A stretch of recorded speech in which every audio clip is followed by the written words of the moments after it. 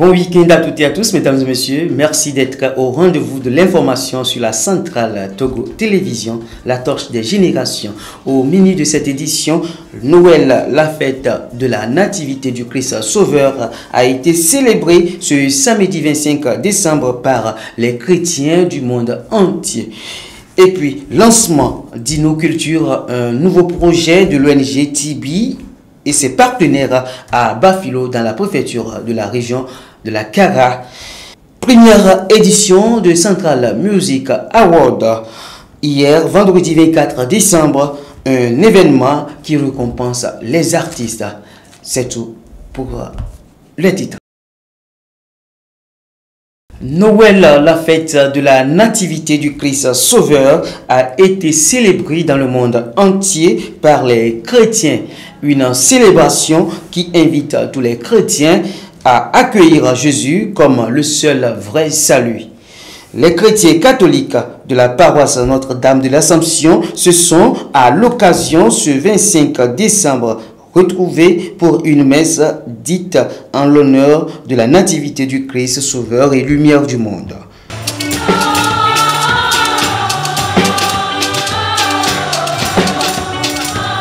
C'est dans cette ambiance qu'ils ont pu rendre grâce à Dieu d'avoir donné Jésus-Christ Sauveur du monde.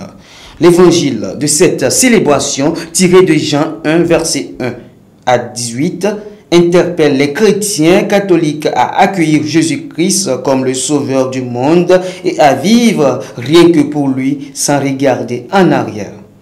Prenons la décision dès maintenant de ne plus coopérer, de ne plus collaborer avec les forces du mal, de ne plus être partenaires dans les affaires sombres de réalisation de Satan.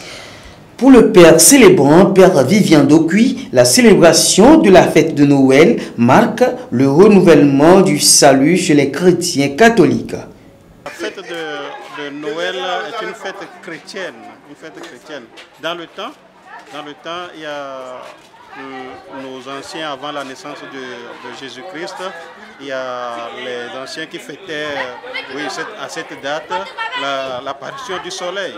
Qui disait le soleil, la lumière du monde. Donc du coup, quand Jésus-Christ est né, et la date est approximative de cette date du 25 décembre, pour l'Église a récupéré cette fête qui se fêtait pour la lumière, le soleil, en disant que voilà, effectivement, le Christ est la lumière du monde. Il apporte la nouveauté, du nouveau et la lumière. Voilà, donc on fête cette date du 25 novembre, qui marque effectivement la naissance du Christ, la lumière du monde, le Christ qui a apporté le salut au monde, et ce salut qui est la lumière, qui lutte nos obscurités, qui nous permet d'avancer en homme confiant, en personne confiante en Dieu dans notre foi chrétienne. La célébration de la fête de Noël, communément appelée fête des enfants, pour l'occasion a connu le baptême de 14 petits-enfants qui désormais font leur entrée dans la grande famille Église catholique. Lancement du projet Innoculture jeudi 23 décembre dans la région de la Kara à Bafilo, un nouveau projet de l'ONG Tibi et ses partenaires. Les précisions avec Ramia Tchagmele. L'ONG Tibi dans la préfecture d'Assoli a organisé hier jeudi matin une conférence de presse pour le lancement du projet Innoculture qui aura une durée d'une année. Le projet Innoculture de l'ONG Tibi et ses partenaires est un projet d'initiation à l'innovation culturelle, linguistique et d'écriture chez la jeune fille, région Kara Togo. L'objectif principal de ce projet est de sauvegarder et valoriser un ensemble de pratiques endogènes des peuples nord du Togo en passant par la valorisation de la jeune fille. En effet, ce projet Innoculture est là pour empêcher aux valeurs culturelles de disparaître. C'est le pourquoi l'ONG Tibi et ses partenaires forment des jeunes filles, car une fille sera certes un jour une femme qui éduquera ses enfants et en formant ces jeunes filles, ils garantissent la non-disparition des cultures des peuples nord du Togo. Le lancement de ce projet a été fait par le préfet d'Assoli. Les démonstrations de films et de danse mettant en valeur les cultures du peuple nord du Togo, était au rendez-vous. Le directeur de l'ONG Tibi, M. Batraoré Abdourazak, a présenté le projet et a donné les grandes lignes de ce projet. Aujourd'hui, nous avons procédé au lancement d'un projet que nous avons intitulé Innoculture, innovation à l'initiation culturelle et artistique au niveau de la jeune fille dans la région de la Kara. De quoi il est question? Il est question de faire la promotion de nos valeurs artistiques et culturelles à travers la jeune fille. Parce que nous avons fait un constat amer, et ceci, ce n'est pas moi seul. Ce constat est fait et nous avons, quand nous voulons regarder nos activités que nous menons sur le terrain, nous nous sommes rendus compte qu'il y a quelque part quelque chose qui ne va pas dans notre culture, dans notre valeur de s'exprimer, dans notre valeur de se comporter. Et nous nous sommes dit que si réellement on ne fait pas quelque chose pour renverser la vapeur, d'ici quelques années, 20 ans, 50 ans, on ne sera ni noir ni blanc. Les grandes lignes de cette initiative, ce projet, s'articulent autour de 3 axes. Dans un premier temps, nous aurons à passer à travers toute la région de la Kara et descendre dans les couches sociales pour voir qu'est-ce qui peut être fait au niveau des contes traditionnels, au niveau des jeux traditionnels, au niveau des danses et chants traditionnels, au niveau des rites. Qu'est-ce que nous pouvons récupérer? Central Music Award, un événement initié pour récompenser les acteurs culturels et pour la promotion de la musique togolaise dans tous ses genres. La nuit du vendredi, les lauréats de la première édition sont enfin connus. La grande salle du Centre de lecture et d'animation culturelle CLAC a vibré au rythme des différents genres musicaux d'artistes chanteurs. La soirée s'est tenue dans le respect des mesures barrières prônées par le gouvernement togolais pour lutter contre le coronavirus. Pour l'occasion, le thème choisi est « Acteurs culturels, tous engagés contre le coronavirus ». Il va sans dire que le respect des mesures barrières devrait être de mise. Pour cette édition, l'artiste Ben Sunrise est le meilleur artiste de la catégorie R&B. Wally Snoop, le meilleur artiste de la catégorie ambiance. Didier Rack, meilleur artiste de la catégorie tradition. Cœur Dion, meilleur groupe musical. Et le groupe Battle Gang sort meilleur groupe de danse.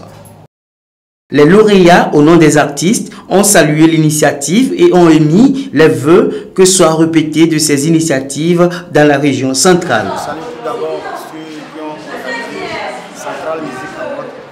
Ça m'a beaucoup intéressé. C'est pas facile d'avoir ça. Et ça m'intéresse beaucoup parce que chez nous c'est Sopodé et on a eu Central Music Award. Central Music Award, c'est toujours Wally Snoop. Et salut mes grands, tous ceux qui ont se déplacé pour venir ici, ça m'a beaucoup intéressé, mes respects. Pour les organisateurs, c'est une satisfaction totale qu'ils éprouvent à l'issue de cette première édition. Cette première édition, parce que c'est une première et malgré la pandémie, le gouvernement nous a aidés à le faire avec un bon restreint. Déjà, nous remercions vraiment le gouvernement pour le fond qu'il fait en ce moment d'état d'urgence sanitaire. Et merci à tous qui ont participé à l'événement. Et nous promettons encore beaucoup de choses l'année prochaine, si Dieu le veut bien. Et nous n'allons pas quitter ici sans oublier ceux qui nous ont aidés, le Fonds d'aide à la culture, FAC, et à notre marraine et maman Ashraf des établissements d'Issassi, à El Delegado House, et nous disons bonne guérison au manager de El Delegado House. Et nous n'oublions pas aussi Aretes qui a fait beaucoup dans cet événement. Et tous ceux qui étaient sur l'événement, nous les remercions et à la prochaine. Et nous allons encore apporter beaucoup de choses. Merci à tous. Rappelons que cette première édition a été projetée en ligne du fait du coronavirus qui impose un nombre réduit lors des spectacles. Les invités sont repartis sur un ton de satisfaction dans l'espoir de se retrouver l'année prochaine à la deuxième édition. Comment réussir le montage d'un projet culturel? Les membres d'Arites ont été formés à ce propos du 22 au 24 décembre au Centre de lecture et d'animation culturelle CLAC de Sokode. Que doit-on réellement retenir de cette formation? Notre formation porte sur comment réussir un projet culturel. La particularité de cette formation est le style culturel qui s'ajoute au projet. Ça vient colorer le projet au style culturel. Il est très important que lorsque les bailleurs ou les organismes de financement sollicitent des soumissions de projets, qu'on arrive à aller dans leurs idéaux, présenter un document bancable, clair et transparent. C'est ce qui motive la formation que nous sommes en train de faire, sollicitée par l'association Arites. Les membres d'Arites participant à cette formation n'ont pas caché leur intérêt à suivre cette formation de 3 jours. Ici à ce projet, c'est parce que nous avons constaté que dans la région centrale, nous n'arrivons pas à postuler quand on fait appel à projet aux candidatures culturelles. Et suite à ça, nous avons dit que là, il va falloir qu'on initie une formation pour que nous, en tant que les responsables culturels ou bien les jeunes, les artistes culturels, savent comment rédiger un projet. Comme ça, quand on lance un projet culturel prochainement, nous aurons peut-être 90% des responsables culturels ou bien des acteurs culturels qui peuvent postuler et avoir la chance d'être retenus. À travers cette formation, j'ai appris beaucoup de choses. Mais ce qui me tient tellement à cœur, c'est le marketing culturel. Parfois, on a les produits, mais on ne sait pas à qui le vendre et comment le vendre. Donc, avec cette formation, j'ai su à qui je peux m'adresser et vendre mon produit.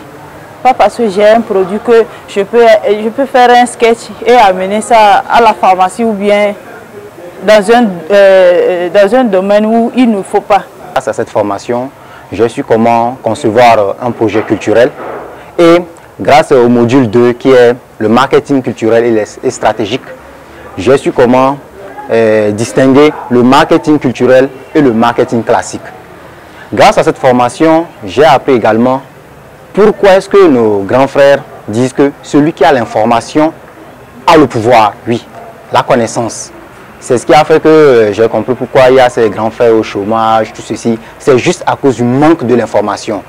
Avant, j'avais des projets dans la tête et le formateur m'a appris que si tu as un projet dans la tête, ce n'est pas un projet tant qu'il n'est pas encore écrit.